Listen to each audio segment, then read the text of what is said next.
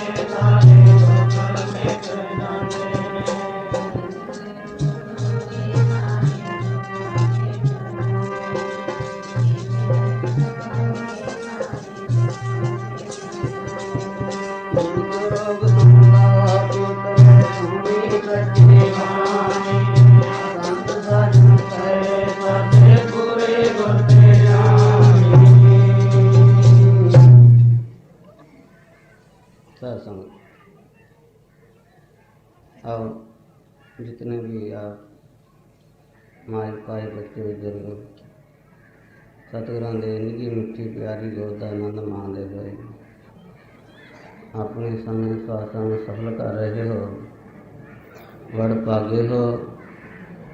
कलयुग का समा है, ਇਹਦੇ ਵਿੱਚ ਸਭ ਤੋਂ ਮੁੱਖ ਸਾਧਨ परमात्मा की प्राप्ति का मुक्ति का संगत ही दस्या है। संगत नूं परमात्मा का दरवाजा मन्निया है रब दे घर ते जाण दा। इसे नूं ही सौ दर कहा है, सौ दर तेरा कहा, सौ कर कहा जित वै सर्व संभाले। परमात्मा संगत रूपी घर विच बैठ के ही सब की संभाल करता है। तंत्या संगत बड़ी दुर्लभ है। जो भी तरिया है पिछले युगों के विच जां मध्य युग विच जां हुण कलयुग दे विच सत्संग द्वारा ही सब का भला हुंदा है, क्योंकि संगत विचों ही सोझी मिलती है। मनुख नूं पता लगता है काहदे वास्ते आए हाँ, की साडा फर्ज है, की असीं करना है। ये सोझी समझ विचार संगत विचों ही प्राप्त होंदी है। बिना संगत तो पता नहीं लगता। तां ही पातशाह ने बार बार सानू संगत वाल ही प्रेरिया है। हजूर ने बहुत साधन कथन किए। कपितर शब्द दे विच ਜਿਹਦੇ ਵਿੱਚ ਜਿਤਨੇ ਸਾਧਨ ਸਨ ਹਿੰਦੁਸਤਾਨ ਦੇ ਵਿੱਚ ਮੁਨੀਆਂ ਰਿਖੀਆਂ ਨੇ ਅਖਤਿਆਰ ਕੀਤੇ ਹੋਏ, ਪਾਤਸ਼ਾਹ ਦੱਸਦੇ ਹਨ ਮੈਂ ਉਹ ਸਾਰੇ ਕਰਕੇ ਦੇਖੇ ਹਨ, ਪਰ ਕਿਸੇ ਸਾਧਨ ਦੁਆਰਾ ਗੱਲ ਨਾ ਬਣੀ। ਜਦ ਸੋਝੀ ਪਈ ਤਾਂ ਹਰ ਕੀਰਤਨ ਸਾਧ ਸੰਗਤ ਹੈ, ਸਿਰ ਕਰਮਨ ਕੇ ਕਰਮਾ। ਇਹ ਸਮਝ ਪਈ ਸਾਰੇ ਸਾਧਨਾ ਤੋਂ ਬਾਅਦ ਹਰੀ ਕੀਰਤਨ ਜਿਹੜਾ ਹੈ ਸਾਰੇ ਕਰਮਾਂ ਦਾ ਸ਼੍ਰੋਮਣੀ ਕਰਮ ਹੈ, ਪਰਮਾਤਮਾ ਦੀ ਪ੍ਰਾਪਤੀ ਦਾ। ਇਹਦੇ ਵਰਗਾ ਕੋਈ ਦੁਨੀਆ ਤੇ ਕਰਮ ਨਹੀਂ ਜੋ ਰੱਬ ਦੇ ਨੇੜੇ ਹੋਵੇ। ਸਭ ਤੋਂ ਨੇੜੇ ਸੰਗਤ ਹੈ ਰੱਬ ਦੇ। ਰੱਬ ਨੂੰ ਜੇ 20 ਵਿਸਵੇ ਮੰਨਿਆ ਤੇ ਸੰਗਤ 21 ਵਿਸਵੇ ਮੰਨੀ ਹੈ। ਭਰੇ ਭੰਡਾਰ ਦਾ ਤਾਰ ਹੈ, ਸਾਧ ਸੰਗਤ ਦਾ ਕਰੇ ਕਰਾਇਆ। ਪਰਮਾਤਮਾ ਦੇ ਭੰਡਾਰੇ ਭਰੇ ਹੋਏ ਹਨ, ਪਰ ਜੇ ਸਾਧ ਸੰਗਤ ਬੇਨਤੀ ਕਰੇ, ਵਾਹਿਗੁਰੂ ਦੇ ਚਰਨਾਂ ਵਿੱਚ ਅਰਦਾਸ ਕਰੇ ਤਾਂ ਪਰਮਾਤਮਾ ਉਹ ਸਾਰਾ ਹੀ ਕੁਛ ਕਰ ਦਿੰਦਾ ਹੈ। ਜਿਹੜਾ ਨਹੀਂ ਲਿਖਿਆ ਕਿਸੇ ਦੇ ਭਾਗਾਂ ਵਿੱਚ, ਉਹ ਵੀ ਸੰਗਤ ਦੀ ਕਿਰਪਾ ਦੁਆਰਾ ਪ੍ਰਾਪਤ ਹੋ ਜਾਂਦਾ ਹੈ। ਕਰਨ ਕਾਰਨ ਸਮਰੱਥ ਹੈ, ਸਾਧ ਸੰਗਤ ਦਾ ਕਰੇ ਕਰਾਇਆ। ਭਰੇ ਭੰਡਾਰ ਦਾ ਤਾਰ ਹੈ, ਸਾਧ ਸੰਗਤ ਦਾ ਦੇ ਦਵਾਇਆ। ਪਰਮਾਤਮਾ ਆਪ ਕੁਛ ਨਹੀਂ ਕਰਦਾ, ਪਰ ਸੰਗਤ ਬੇਨਤੀ ਕਰਕੇ ਜੇ ਕਿਸੇ ਸੇਵਕ ਨੂੰ ਕੋਈ ਪਦਾਰਥ ਚਾਹੇ ਵੀ ਇਸ ਨੂੰ ਪ੍ਰਾਪਤ ਹੋ ਜਾਵੇ ਤਾਂ ਪਰਮਾਤਮਾ ਨੂੰ ਸੰਗਤ ਦੀ ਬੇਨਤੀ ਮੰਨਣੀ ਹੀ ਪੈਂਦੀ ਹੈ, ਕਿਉਂਕਿ ਵਾਹਿਗੁਰੂ ਨੇ ਸਭ ਤੋਂ ਪਿਆਰੀ ਆਪਣੀ ਸਤਸੰਗ ਨੂੰ ਵਡਿਆਈ ਦਿੱਤੀ ਹੈ। ਤਾਂ ਹੀ ਪਾਤਸ਼ਾਹ ਗੁਰੂ ਅਰਜਨ ਦੇਵ ਸਾਹਿਬ ਫਰਮਾਉਂਦੇ ਹਨ ਕਿ ਸੰਗਤ ਵਿੱਚ ਆ ਕੇ ਹੀ ਇਹ ਜੋ ਥਾ ਸਾਗਰ ਹੈ ਨਾ,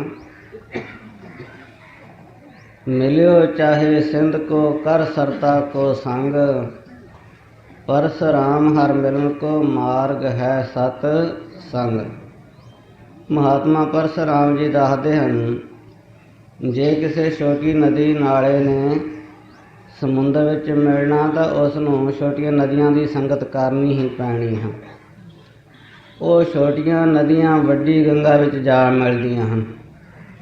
ਗੰਗਾ ਸਮੁੰਦਰ ਵਿੱਚ ਜਾ ਮਿਲਦੀ ਹੈ, ਸਮੁੰਦਰ ਨਾਲ ਮਿਲਾਪ ਹੋ ਜਾਂਦਾ ਹੈ, ਪਰ ਪਹਿਲੇ ਉਹਨੂੰ ਕਿਸੇ ਨਦੀ ਨਾਲੇ ਨਾਲ ਮਿਲਣਾ ਹੀ ਪਊਗਾ, ਛੋਟੇ ਨਾਲੇ ਨੂੰ।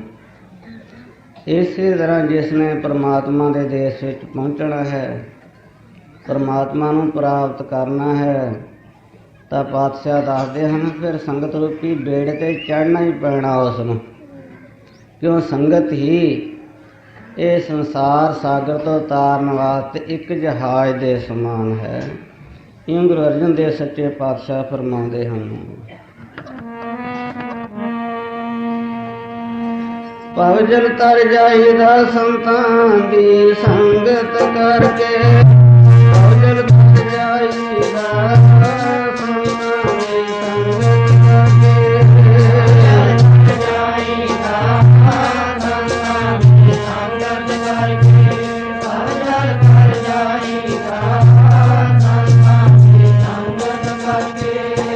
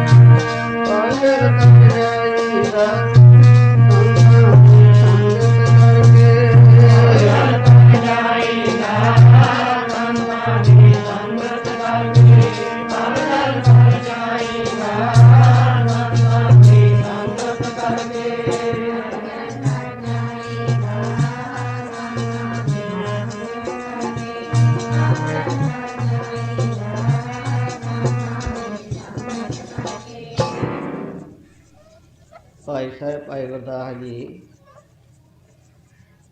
ਸੰਗਤ ਦਾ ਮਹਾਤਮ ਦੱਸਦੇ ਹੋਏ ਇੱਕ ਛੋਟਾ ਜਿਹਾ ਪ੍ਰਸੰਗ ਕਥਨ ਕਰਦੇ ਹਨ ਕਿ ਸੰਸਾਰ ਸਾਗਰ ਕਿਵੇਂ ਤਰ ਸਕੀਦਾ ਹੈ, ਕਿਵੇਂ ਇਹ ਭੈ ਡਰ ਦਾ ਭਰਿਆ ਹੋਇਆ ਸੰਸਾਰ ਸੰਗਤ ਵਿੱਚ ਆ ਕੇ ਤਰ ਜਾਈਦਾ ਹੈ।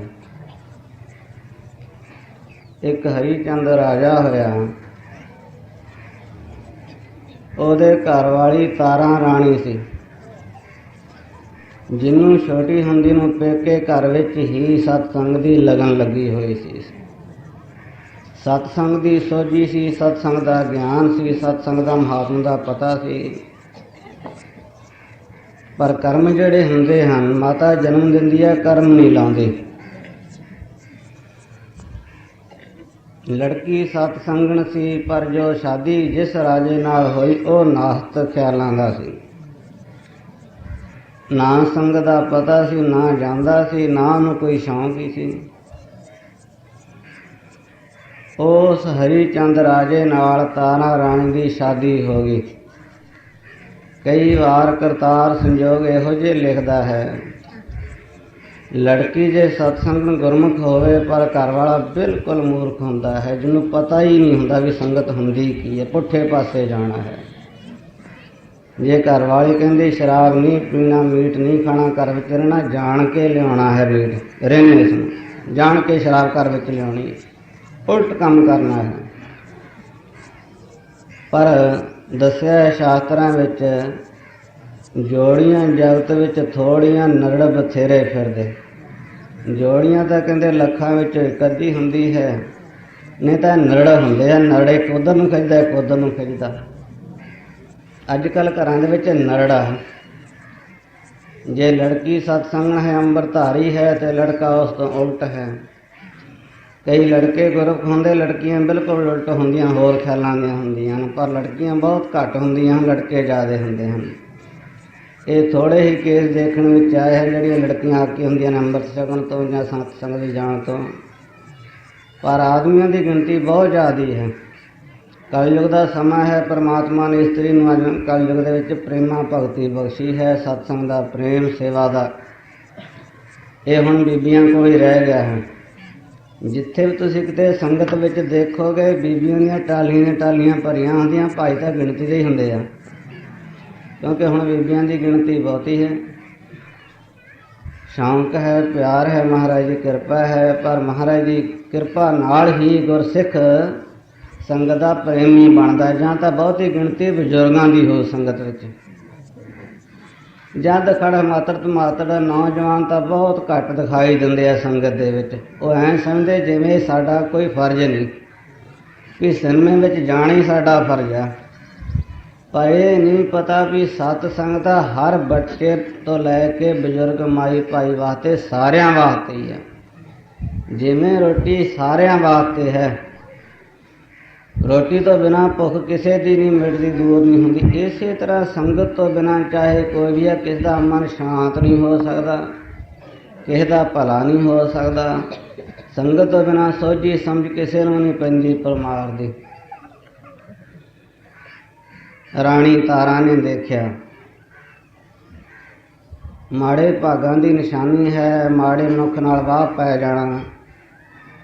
ਪਰ ਅੱਛਾ ਵਾਹਿਗੁਰੂ ਦੀ ਜੇ ਕਿਰਪਾ ਹੋਈ ਤੇ ਰਾਜਾ ਵੀ ਸਿੱਧੇ ਰਸਤੇ ਪੈ ਸਕਦਾ ਹੈ। ਕਿਉਂ? ਗੁਰਬਾਣੀ ਵਿੱਚ ਪਾਤਸ਼ਾਹ ਫਰਮਾਉਂਦੇ ਹਨ, ਸਿਆਣੀਆਂ ਗੁਰਮੁਖ ਲੜਕੀਆਂ, ਸਤਸੰਗ ਲੜਕੀਆਂ ਜਿਸ ਘਰ ਵਿੱਚ ਚੱਲੀਆਂ ਜਾਂਦੀਆਂ ਨਾ, ਹੌਲੀ ਹੌਲੀ ਚਾਹੇ ਦੁੱਖ ਝੱਲਣੇ ਪੈਂਦੇ ਹਨ, ਆਪਣੇ ਪਰਿਵਾਰ ਨੂੰ ਸੁਧਾਰ ਲੈਂਦੀਆਂ ਹਨ। ਮੰਨੈ ਪਾਵੈ ਮੋਖ ਦੁਆਰ, ਮੰਨੈ ਪਰਿਵਾਰੇ ਸਾਧਾਰ। ਹੌਲੀ ਹੌਲੀ ਭਾਵੇਂ ਕਿਤਨੇ ਦੁੱਖ ਝੱਲਣੇ ਪੈਣ, ਕੁੱਟ ਖਾ ਕੇ ਵੀ ਹੌਲੀ ਹੌਲੀ ਆਪਣੇ ਪਰਿਵਾਰ 'ਤੇ ਅਸਰ ਪਾ ਲੈਂਦੀਆਂ ਹਨ, ਗੁਰਮੁਖ ਬਣਾ ਲੈਂਦੀਆਂ ਹਨ ਆਪਣੇ ਵਰਗਾ ਹੀ। ਹੁਣ ਤਾਰਾ ਰਾਣੀ ਨੇ ਸੋਚਿਆ ਵੀ ਇਹ ਨਾਸਤਿਕ ਹੈ, ਸੰਗਤ ਵਿੱਚ ਜਾਂਦਾ ਨਹੀਂ, ਨਾ ਇਸ ਨੂੰ ਪਤਾ ਹੈ, ਕੋਈ ਧਰਮ ਕਿਸੇ ਦੇ ਹਿਰਦੇ ਵਿੱਚ ਖਿਆਲ ਪੈਦਾ ਹੀ ਨਹੀਂ ਹੁੰਦਾ। ਕੁਦਰਤ ਨਾਲ ਇੱਕ ਮਹਾਤਮਾ ਦੀ ਮੰਡਲੀ ਆ ਗਈ ਸ਼ਹਿਰ ਦੇ ਵਿੱਚ।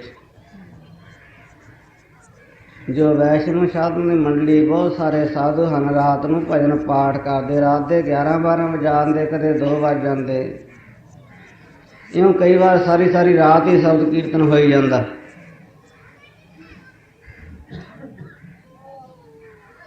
ਕਈ ਵਾਰ ਰਾਤ 10 ਵਜੇ ਸਮਾਪਤੀ ਹੋ ਕੇ 2 ਵਜੇ ਫਿਰ ਸ਼ੁਰੂ ਹੋ ਜਾਂਦਾ।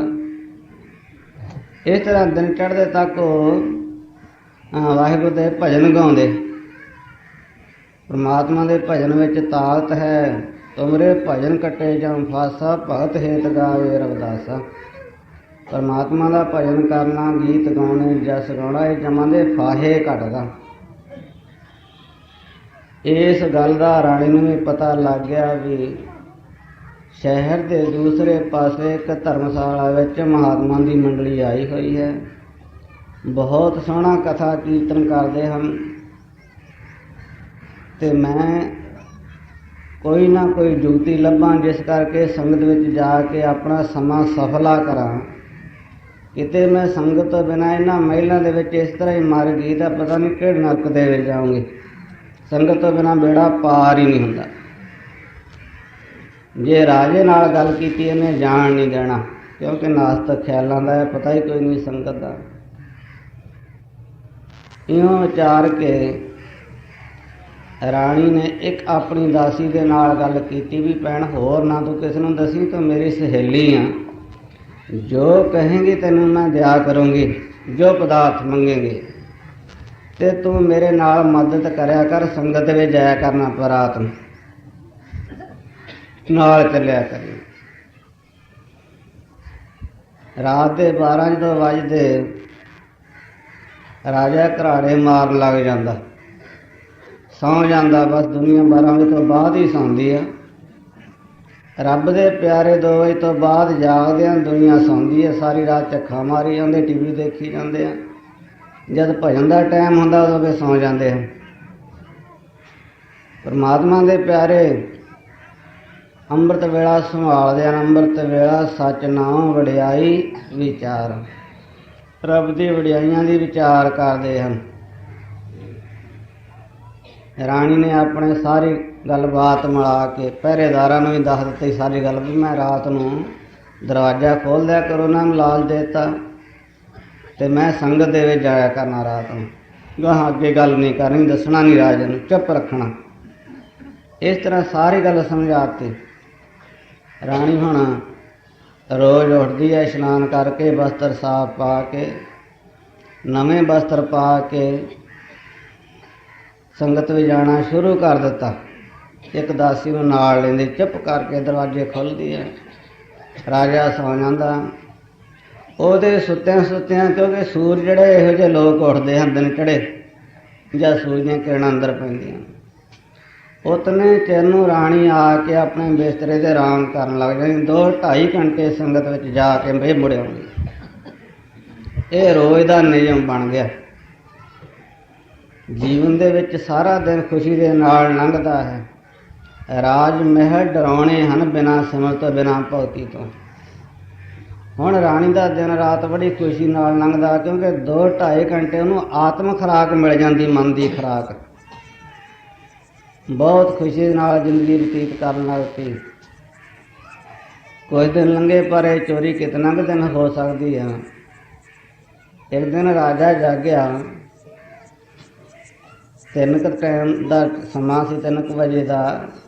ਉੱਠਿਆ ਕਿਸੇ ਕਿਰਿਆ ਕਰਨ ਵਾਸਤੇ, ਪਰ ਰਾਣੀ ਆਪਣੇ ਬਿਸਤਰੇ 'ਤੇ ਬੈੱਡ 'ਤੇ ਨਾ ਦੇਖ ਕੇ ਰਾਜਾ ਹੈਰਾਨ ਹੋ ਗਿਆ ਵੀ ਰਾਤ ਨੂੰ ਕਿੱਧਰ ਗਈ, ਕਿੱਥੇ ਚਲੇ ਗਈ। ਬੈਠਾ ਦੇਖਦਾ ਰਿਹਾ, ਘੰਟਾ 2 ਘੰਟੇ, ਸੁੱਤਾ ਹੀ ਨਹੀਂ। ਜਦ 5 ਦਾ ਟਾਈਮ ਹੋਇਆ ਉਦੋਂ ਸਮਾਪਤੀ ਹੋ ਜਾਂਦੀ। ਰਾਣੀ ਨੇਰੇ ਸੰਗਤ ਵਿੱਚ ਜਾ ਕੇ ਮੁੜ ਕੇ ਫਿਰ ਆਪਣੇ ਬਿਸਤਰੇ 'ਤੇ ਆ ਪੈਂਦੀ। ਰਾਜਾ ਨਕਲੀ ਘਰਾੜੇ ਮਾਰਦਾ ਰਿਹਾ ਸੁੱਤਿਆਂ ਨੂੰ। ਰਾਣੀ ਆ ਕੇ ਆਪਣੇ ਬੈੱਡ 'ਤੇ ਪੈ ਗਈ ਚੁੱਪਚਾਪ ਕਰਕੇ। ਰਾਜਾ ਬੋਲਿਆ ਨਹੀਂ, ਚੁੱਪ ਰਿਹਾ। ਮਨ ਵਿੱਚ ਬਹੁਤ ਕਿਸਮ ਦੇ ਖਿਆਲ ਬਣੇ, ਕਦੇ ਕੁਛ ਕਦੇ ਕੁਛ। ਪਰ ਰਾਜੇ ਲੋਕਾਂ ਦੇ ਦਿਮਾਗ ਵੱਡੇ ਹੁੰਦੇ ਹਨ ਵੀ ਬਿਨਾਂ ਪੁੱਛ ਦੱਸ ਕੀਤੇ ਤੋਂ ਬਿਨਾਂ ਦੇਖੇ ਤੋਂ ਬਿਨਾਂ ਐਵੇਂ ਸ਼ੱਕ ਕਰ ਲੈਣਾ ਜਾਂ ਪੁੱਛਣਾ ਇਹਦੇ ਵਿੱਚ ਹੱਕ ਹੋ ਸਕਦੀ ਹੈ, ਬਦਨਾਮੀ ਹੋ ਸਕਦੀ ਹੈ ਵੀ ਮੈਂ ਇਹ ਦੇਖਾਂ ਵੀ ਜਾਂਦੀ ਕਿੱਥੇ ਆ, ਕੱਲ੍ਹ ਨੂੰ ਫੇਰ ਦੇਖੂੰ ਵੀ ਇਸੇ ਤਰ੍ਹਾਂ ਜਾਂਦੀ ਹੈ ਜਾਂ ਅੱਜ ਹੀ ਗਈ ਹੈ। ਇਉਂ ਵਿਚਾਰ ਕੇ ਰਾਜਾ ਨੇ ਫੁਰਨਾ ਬਣਾ ਲਿਆ, ਮਨ ਬਣਾ ਲਿਆ। ਰਾਣੀ ਨਿੱਤ ਦੇ ਸੁਭਾਅ ਅਨੁਸਾਰ ਫੇਰ ਉੱਠੀ ਤੇ ਉਸੇ ਤਰ੍ਹਾਂ ਇਸ਼ਨਾਨ ਪਾਣੀ ਕੀਤਾ। ਦਾਸੀ ਨਾਲ ਲਿਆ, ਦਰਵਾਜ਼ੇ ਖੁੱਲ੍ਹ ਗਏ। ਨੌਕਰਾਂ ਦੇ ਦਰਵਾਜ਼ੇ ਫੇਰ ਬੰਦ ਕਰ ਲਏ। ਚੁੱਪਚਾਪ ਹੌਲੀ ਹੌਲੀ ਨਿਕਲ ਗਈ, ਪੈਰੀ ਖੜਾਵਾਂ ਪਾ ਕੇ। ਭਾਈ ਗੁਰਦਾਸ ਸਾਹਿਬ ਜੀ ਨੇ ਇਸ ਪ੍ਰਸੰਗ ਨੂੰ ਇਉਂ ਕਥਨ ਕੀਤਾ ਹੈ, ਸੁਖ ਰਾਜੇ ਹਰੀ ਚੰਦ ਘਰ। ਬੜੀ ਸੁਖ ਰੂਪ ਗੁਰਮੁਖ ਰਾਣੀ ਸੀ, ਰਾਜੇ ਹਰੀ ਚੰਦ ਦੇ ਘਰ ਵਾਲੀ ਮਹਾਰਾਣੀ। ਸੁਖ ਰਾਜੇ ਹਰੀ ਚੰਦ ਘਰ, ਨਾਰ ਸੋ ਤਾਰਾ ਰਾਣੀ। ਤਾਰਾ ਰਾਣੀ ਨਾਮ ਉਹਦਾ ਨਾਮ ਸੀ ਰਾਣੀ ਦਾ, ਪਰ ਸੀ ਬਹੁਤ ਸਤ ਸੰਗਣ, ਬਹੁਤ ਹੀ ਗੁਰਮੁਖ। ਅੱਧੀ ਰਾਤ ਨੂੰ ਜਾਂਦੀ ਸੰਗਤ ਦੇ ਵਿੱਚ ਜਦੋਂ ਰਾਜਾ ਘਰਾੜੇ ਮਾਰਨ ਲੱਗ ਜਾਂਦਾ। ਇਸ ਤਰ੍ਹਾਂ ਫਰਮਾਉਂਦੇ ਹਨ ਭਾਈ ਜੀ।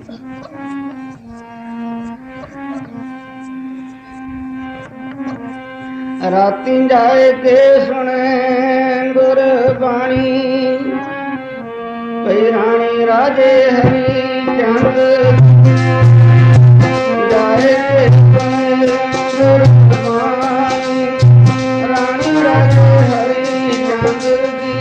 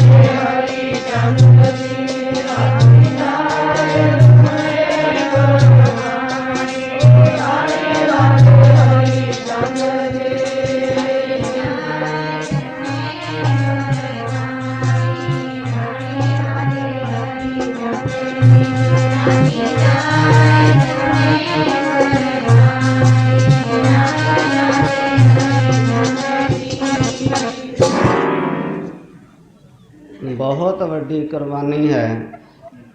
ਇੱਕ ਪਾਸੇ ਰਾਜੇ ਦਾ ਡਰ ਹੈ, ਪਰ ਇੱਕ ਪਾਸੇ ਹੈ ਸਤਸੰਗ ਦਾ ਪਿਆਰ। ਇਹ ਵੀ ਪਤਾ ਜੇ ਰਾਜੇ ਨੂੰ ਪਤਾ ਲੱਗ ਗਿਆ, ਪਤਾ ਨਹੀਂ ਕੀ ਡੰਡ ਦੇਵੇ ਜਾਂ ਮਹਿਲਾਂ ਚੋਂ ਕੱਢ ਦੇਵੇ, ਤਲਾਕ ਦੇਵੇ।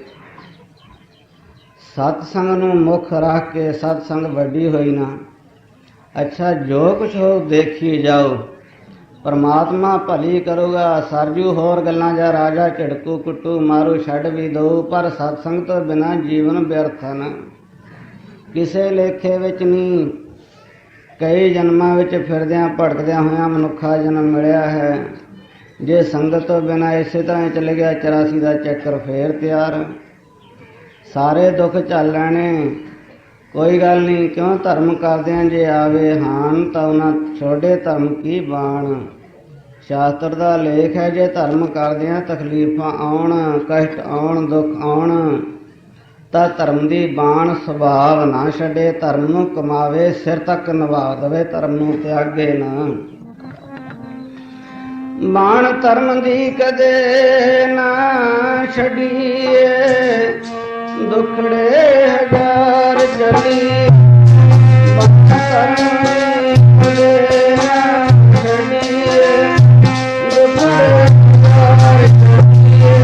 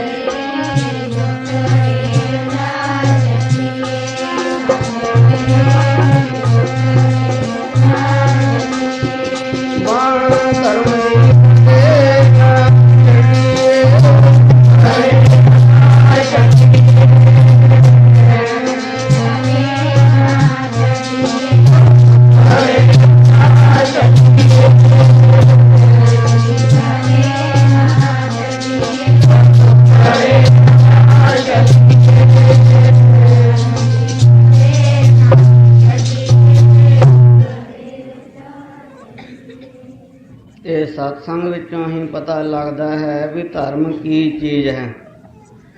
ਸੁਰਤਵਾ ਜਾਣਤੀ ਧਰਮੰ ਸੁਰਤਵਾ ਤਜਤੀ ਦੁਰਮਤੰ। ਸ਼ਾਸਤਰ ਦਾ ਲੇਖ ਹੈ, ਸਤਸੰਗੀ ਪੁਰਖ ਹੀ ਧਰਮ ਨੂੰ ਜਾਣ ਸਕਦਾ ਹੈ। ਦੁਨੀਆ ਨੂੰ ਧਰਮ ਦਾ ਪਤਾ ਹੀ ਨਹੀਂ, ਧਰਮ ਕੀ ਚੀਜ਼ ਹੈ। ਕਿਉਂਕਿ ਜੇ ਤਾਂ ਬਿਪਤਾ ਪਈ ਤਾਂ ਗੁਰਦੁਆਰੇ ਚਲੇ ਜਾਣਾ ਹੈ, ਮਹੀਨਾ 20 ਦਿਨ 10 ਦਿਨ। ਜੇ ਸੁੱਖ ਹੋ ਗਿਆ ਤਾਂ ਮੁੜ ਕੇ ਪਤਾ ਹੀ ਨਹੀਂ ਵੀ ਗੁਰਦੁਆਰਾ ਕਿੱਥੇ ਨਹੀਂ। ਨਿਯਮ ਹੁੰਦਾ ਹੈ, ਧਰਮ ਇਹੋ ਹੀ ਹੈ ਜਿਹੜਾ ਕੰਮ ਕਰਨ ਲੱਗ ਜਾਣਾ, ਨਿਯਮ ਨਾਲ ਨਿਭਾਉਣਾ, ਉਸ ਨੂੰ ਉਹਦੇ ਵਿੱਚ ਤਾਕਤ ਹੋ ਜਾਂਦੀ। ਇਸ ਦਾ ਨਾਮ ਹੀ ਧਰਮ ਹੈ। ਕਰੀ ਜਾਣਾ, ਹਟਣਾ ਨਹੀਂ, ਚਾਹੇ ਕਿਤਨੇ ਦੁੱਖ ਹੋਣ, ਕਿਤਨੀਆਂ ਰੁਕਾਵਟਾਂ ਪੈਣ, ਪਰ ਆਪਣਾ ਨਿਯਮ ਨਿਭਾਉਣਾ, ਨਿਯਮ ਦਾ ਨਾਮ ਹੀ ਧਰਮ ਹੈ। ਜਿਵੇਂ ਅੰਗਰੇਜ਼ ਕਹਿੰਦੇ ਆ ਵੀ ਡਿਊਟੀ ਹੀ ਧਰਮ ਹੈ ਮਨੁੱਖ ਦਾ। ਜਿਹੜੀ ਡਿਊਟੀ ਲੱਗ ਜਾਵੇ ਸਰਕਾਰ ਦੀ, ਉਹਨੂੰ ਪੂਰਾ ਸਹੀ ਨਿਭਾਉਣਾ, ਇਹੋ ਹੀ ਧਰਮ ਹੈ। ਪਰ ਗੁਰਬਾਣੀ ਕਹਿੰਦੀ ਹੈ ਸਿੱਖ ਦਾ ਧਰਮ ਹੈ ਜੋ ਗੁਰੂ ਸਾਹਿਬਾਂ ਨੇ ਅਸੂਲ ਦੱਸੇ ਨਾ, ਉਹਨਾਂ ਨੂੰ ਨਿਭਾਉਣਾ। ਪੰਜੇ ਕੱਕਿਆਂ ਦੀ ਰਹਿਣੀ ਵਿੱਚ ਰਹਿਣਾ, ਗੁਰਮਤਿ ਦੀ ਰਹਿਣ ਰਹਿਤ ਮਰਜ਼ਾਦਾ ਨੂੰ ਪੂਰਾ ਧਾਰਨ ਕਰਕੇ ਰੱਖਣਾ ਹੀ ਧਰਮ ਹੈ। ਜੋ ਧਰਮ ਦੱਸਿਆ ਜਾਵੇ ਉਸ ਨੂੰ ਨਿਭਾਉਣਾ, ਕੇਸਾਂ ਸਵਾਸਾਂ ਸੰਗਰਮਾ, ਇਹਦਾ ਨਾਮ ਹੈ ਧਰਮ। ਚਾਹੇ ਕਿਤਨੀ ਤਕਲੀਫ ਆਵੇ, ਕਿਤਨੀਆਂ ਰੁਕਾਵਟਾਂ ਆਉਣ, ਕਿਤਨਾ ਕੋਈ ਰੋਕ ਪਾਵੇ, ਪਰ ਆਪਣਾ ਨਿਯਮ ਨਿਭਾਉਣਾ। ਰਾਣੀ ਨੇ ਸੋਚਿਆ ਵਿਚਾਰਿਆ ਮਨਾ, ਦੇਖੀ ਜਾਓ ਜੋ ਕੁਛ ਹੋਊ, ਕਿਤਨੇ ਦੁੱਖੜੇ ਆਉਣ, ਚੱਲਣੇ ਸੌਖੇ ਹਨ। ਪਰ ਜੇ ਧਰਮ ਤੋਂ ਆਦਮੀ ਬੇਮੁਖ ਹੋ ਜਾਵੇ, ਧਰਮ ਤੋਂ ਬੇਮੁਖ ਨੂੰ ਕਿਤੇ ਥਾਂ ਨਹੀਂ, ਕਿਤੇ ਢੋਈ ਨਹੀਂ ਮਿਲਦੀ। ਇਉਂ ਵਿਚਾਰ ਕੇ ਰਾਣੀ ਇਹ ਮਨ ਦੇ ਵਿੱਚ ਪੱਕਾ ਫੁਰਨਾ ਬਣਾ ਲਿਆ ਕਿ ਜੋ ਕੁਛ ਹੋਊ ਸੋ ਭਲਾਈ ਵਾਹਿਗੁਰੂ ਆਪੇ ਚੰਗਾ ਹੀ ਕਰੂਗਾ। ਇਉਂ ਵਿਚਾਰ ਕੇ ਰੋਜ਼ ਹੀ ਸਤਸੰਗ ਦੇ ਵਿੱਚ ਜਾਣਾ ਸ਼ੁਰੂ ਕਰ ਦਿੱਤਾ। ਰਾਤ ਦੇ 12 ਵਜੇ ਜਾਂਦੀ ਆ, 5 ਵਜੇ ਹਨੇਰੇ ਹੀ ਤਾਰਿਆਂ ਦੀ ਛਾਵੇਂ ਫੇਰ ਮੁੜ ਆਉਂਦੀ ਆ। ਇਹ ਰੋਜ਼ ਦਾ ਨਿਯਮ ਬਣਾ ਲਿਆ। ਬਹੁਤ ਵੱਡੀ ਹੌਸਲੇ ਦੀ ਗੱਲ ਹੈ।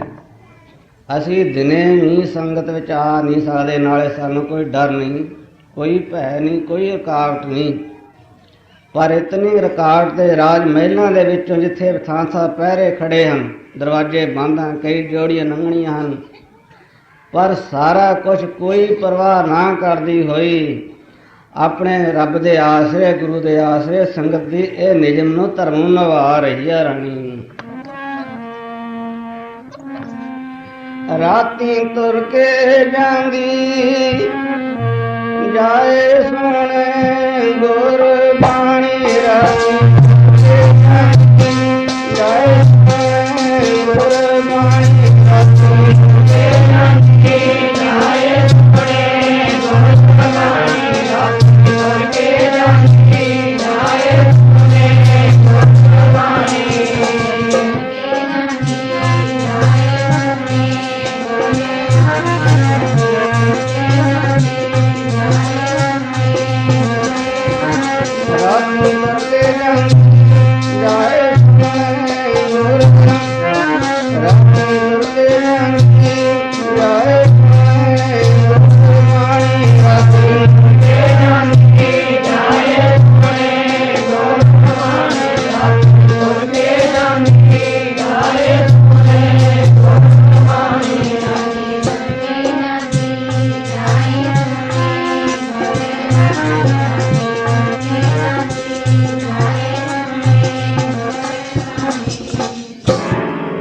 ਖਤਰੇ ਵਿੱਚੋਂ ਲੰਘਦੀ, ਪਰ ਗੁਰਬਾਣੀ ਜਾ ਕੇ ਸੁਣਦੀ। ਸੁਖ ਰਾਜੇ ਹਰੀ ਚੰਦ ਘਰ, ਨਾਰ ਸੋ ਤਾਰਾਂ ਲੋਚਣ ਰਾਣੀ। ਸਾਧ ਸੰਗਤ ਮੇਂ ਲਗਾਮ ਦੇ ਰਾਤੀ, ਜਾਏ ਸੁਣੇ ਗੁਰਬਾਣੀ। ਪਿੱਛੋਂ ਰਾਜਾ ਜਾਗਿਆ। ਕਈ ਦਿਨ ਬਾਅਦ ਰਾਜ ਨੂੰ ਇਸ ਗੱਲ ਦਾ ਪਤਾ ਲੱਗਾ। ਜਦ ਪਤਾ ਲੱਗਾ ਜਾਗਦਾ ਰਿਹਾ ਵੀ ਦੇਖੀਏ ਜਾਂਦੀ ਕਿੱਥੇ ਆ। ਜਦ ਰਾਣੀ ਆਪਣੇ ਨਿਯਮ ਨਾਲ ਇਸ਼ਨਾਨ ਕੀਤਾ, ਹੌਲੀ ਹੌਲੀ ਪਤਾ ਹੀ ਨਹੀਂ ਲੱਗਣ ਤਾਂ ਬਾਈ ਤਾਂ ਇਸ਼ਨਾਨ ਕਰਦੇ ਆ ਨਾ ਰਾਤ ਨੂੰ, ਚਾਹ ਕੇ ਅੰਦਰ ਪਤਾ ਲਾ ਦਿੰਦੇ ਆ। ਪਰ ਨਹੀਂ, ਗੁਰਸਿੱਖ ਨੇ ਪਤਾ ਹੀ ਨਹੀਂ ਲੱਗਣ ਦੇਣਾ। ਜੇ ਕੋਈ ਸ਼ੌਂਕ ਰੱਖਦਾ ਉਹਨੂੰ ਜਗਾਓ, ਨਹੀਂ ਸ਼ੌਂਕ ਰੱਖਦਾ ਤਾਂ ਕਿਸ ਨੂੰ ਬੇਰਾਮ ਨਾ ਕਰੋ, ਤੁਸੀਂ ਚੁੱਪ ਕਰਕੇ ਇਸ਼ਨਾਨ ਕਰ ਲਓ, ਪਤਾ ਹੀ ਨਹੀਂ ਲੱਗੇ ਘਰਦਿਆਂ ਨੂੰ। ਚੁੱਪਚਾਪ ਇਸ਼ਨਾਨ ਕਰ ਲਓ। ਰਾਣੀ ਚੁੱਪਚਾਪ ਰਾਜ ਦੇ ਕੋਲੋਂ ਉੱਠਦੀ ਆ, ਇਸ਼ਨਾਨ ਕਰਦੀ ਆ, ਸਾਫ ਵਸਤਰ ਪਾਉਂਦੀ ਆ, ਆਪਣੀਆਂ ਖੜਾਵਾਂ ਨੂੰ ਪਾ ਕੇ ਹੌਲੀ ਹੌਲੀ ਦੱਬੇ ਪੈਰੀ ਰੋਜ਼ ਨਿਕਲਦੀ ਆ। ਹੁਣ ਰਾਜਾ ਜਾਗਦਾ ਰਿਹਾ, ਨਕਲੀ ਕਾੜੇ ਮਾਰਦਾ ਵੀ ਸੌਂ ਗਿਆ। ਜਦ ਰਾਣੀ ਆਪਣੇ ਬੈਡ ਤੋਂ ਉੱਠ ਕੇ ਦੱਬੇ ਪੈਰੀ ਖੜਾਵਾਂ ਪਾ ਕੇ ਸਤਸੰਗ ਨੂੰ ਚੱਲ ਪਈ, ਗੁਰੂ ਦੇ ਆਸਰੇ ਸ਼ੁਕਰ ਸ਼ੁਕਰ ਕਰਦੀ ਹੋਈ ਗੁਰੂ ਦਾ, ਪਰਮਾਤਮਾ ਦੀ ਓਟ ਆਸਰਾ ਲੈ ਕੇ, ਕਿਉਂਕਿ ਵਾਹਿਗੁਰੂ ਵੱਡਾ ਹੈ। ਮੈਂ ਵਾਹਿਗੁਰੂ ਦੇ ਦਰਬਾਰ ਵਿੱਚ ਜਾਂਦੀ, ਜੋ ਸਾਰੀ ਦੁਨੀਆ ਦਾ ਬਾਦਸ਼ਾਹ, ਸਾਰੀ ਦੁਨੀਆ ਦਾ ਰਾਜਾ ਹੈ। ਰਾਜਾ ਵੀ ਉੱਠਿਆ। ਜਦ ਰਾਣੀ ਚੱਲ ਗਈ ਨਾ, ਨੰਗੀ ਡਿਉੜੀ ਮਗਰ ਰਾਜਾ ਦੇਖਣ ਵਾਸਤੇ ਬਸਤਰ ਭੇਖ ਬਦਲ ਕੇ ਚੱਲ ਪਿਆ ਹੌਲੀ ਹੌਲੀ। ਫਰਕ ਨਾਲ ਹੈ ਵੀ ਰਾਣੀ ਨੂੰ ਪਤਾ ਨਾ ਲੱਗੇ। ਰਾਣੀ ਚੱਲਦੀ ਚੱਲਦੀ ਧਰਮਸਾਲ ਗੁਰਦੁਆਰੇ ਵਿੱਚ ਜਾ ਪਹੁੰਚੀ, ਜਿੱਥੇ ਸੰਗਤ ਦੀ ਗਹਿਮਾ ਗਹਿਮ ਸਮਾਧੀਆਂ ਲੱਗੀਆਂ, ਚੌਂਕੜੇ ਵੱਜੇ ਹੋਏ, ਇੱਕ ਪਾਸੇ ਪਾਈ, ਇੱਕ ਪਾਸੇ ਬੀਬੀਆਂ ਬੈਠੀਆਂ ਹੋਈਆਂ। ਇੱਕ ਦਿਬਰੂ ਮਹਾਂਪੁਰਖ ਬਹੁਤ ਹੀ ਸੁੰਦਰ ਵਿਚਾਰ ਸੰਗਤ ਦੇ ਸਾਹਮਣੇ ਸੰਗਤ ਦਾ ਮਹਾਤਮ ਦੱਸ ਰਹੇ ਸਨ। ਰਾਣੀ ਰੋਜ਼ ਜਾਂਦੀ ਸੀ ਉਹ ਜਗ੍ਹਾ ਮੁਕਰ, ਉਸੇ ਜਗ੍ਹਾ ਤੇ ਰਾਣੀ ਜਾ ਕੇ ਬੈਠ ਗਈ ਨਮਸਕਾਰ ਕਰਕੇ ਮਹਾਤਮਾ ਨੂੰ। ਜਦ ਰਾਜਾ ਨੇ ਦੇਖਿਆ ਬਹੁਤ ਗਹਿਮਾ ਗਹਿਮ ਹੈ, ਸੱਚਖੰਡ ਦਾ ਨਕਸ਼ਾ ਬਣਿਆ ਹੈ, ਕਿਉਂਕਿ ਸਾਧ ਸੰਗਤ ਸੱਚਖੰਡ ਹੈ। ਸੰਗਤ ਨੂੰ ਸੱਚਖੰਡ ਦਾ ਹੀ ਨਕਸ਼ਾ ਮੰਨਿਆ ਹੈ ਗੁਰੂ ਸਾਹਿਬਾਨ ਨੇ, ਗੁਰਬਾਣੀ ਨੇ, ਭਾਈ ਗੁਰਦਾਸ ਨੇ। ਰਾਜਾ ਨੇ ਨਿਗਾਹ ਮਾਰੀ ਕਿ ਸਾਰਿਆਂ ਦੇ ਨੇਤਰ ਬੰਦ ਹਨ, ਕੋਈ ਕਿਸੇ ਵੱਲ ਦੇਖਦਾ ਹੀ ਨਹੀਂ। ਰਾਜੇ ਦੇ ਮਨ ਤੇ ਵੀ ਅਸਰ ਪੈ ਗਿਆ, ਸਤਸੰਗ ਦਾ ਪ੍ਰਭਾਵ ਪਿਆ। ਕੁਛ ਚਿਰ ਪਿੱਛੇ ਬੈਠ ਕੇ ਰਾਜਾ ਵੀ ਸੁਣਨ ਲੱਗ ਪਿਆ। ਦੇਖੋ ਕਰਮ ਜਾਗਣੇ ਹੁੰਦੇ ਨੇ, ਜਦ ਬਹਾਨਾ ਜੋ ਬਣਦਾ ਹੈ। ਮੰਨੈ ਪਰਵਾਰੇ ਸਧਾਰ, ਇਸ ਬਹਾਨੇ ਹੀ ਰਾਜੇ ਦਾ ਭਲਾ ਹੋਣਾ ਸੀ। ਬਹੁਤ ਅਸਰ ਹੋਇਆ ਰਾਜੇ ਦੇ ਮਨ ਤੇ। 2 ਘੰਟੇ ਮਹਾਂਪੁਰਖ ਵਿਚਾਰ ਸ਼ਬਦ ਕੀਰਤਨ ਕਰਦੇ ਰਹੇ। ਮਹਾਂਪੁਰਖਾਂ ਨੇ ਸੰਗਤ ਦੇ ਕੋਲੋਂ ਅੱਗੇ ਇਸ ਤਰ੍ਹਾਂ ਦੇ ਸ਼ਬਦ ਵੀ ਪੜ੍ਹਾਏ।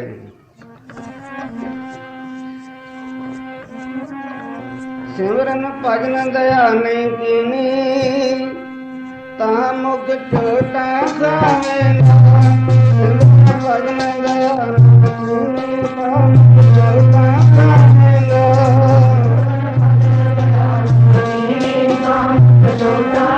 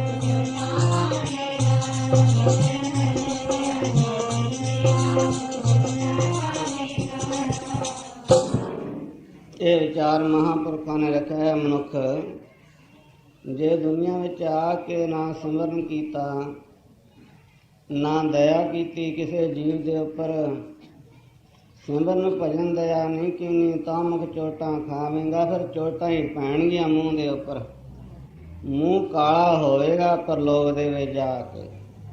ਦਾਗ ਦੋਸ਼ ਮੋਹ ਚੱਲਿਆ ਲਾਏ, ਦਰਗੇ ਬੈਸਣ ਨਾਹੀ ਜਾਏ। ਇਹੋ ਜਿਹੀ ਹਾਲਤ ਹੁੰਦੀ ਹੈ ਜਿਹੜੇ ਨਾਮ ਨਹੀਂ ਜਪਦੇ, ਬਾਣੀ ਨਹੀਂ ਪੜ੍ਹਦੇ। ਜੀਓ ਤਪਤ ਹੈ ਬਾਰੋ ਬਾਰ, ਤਬ ਤਬ ਖਪੇ ਬਹੁਤ ਬੇਕਾਰ।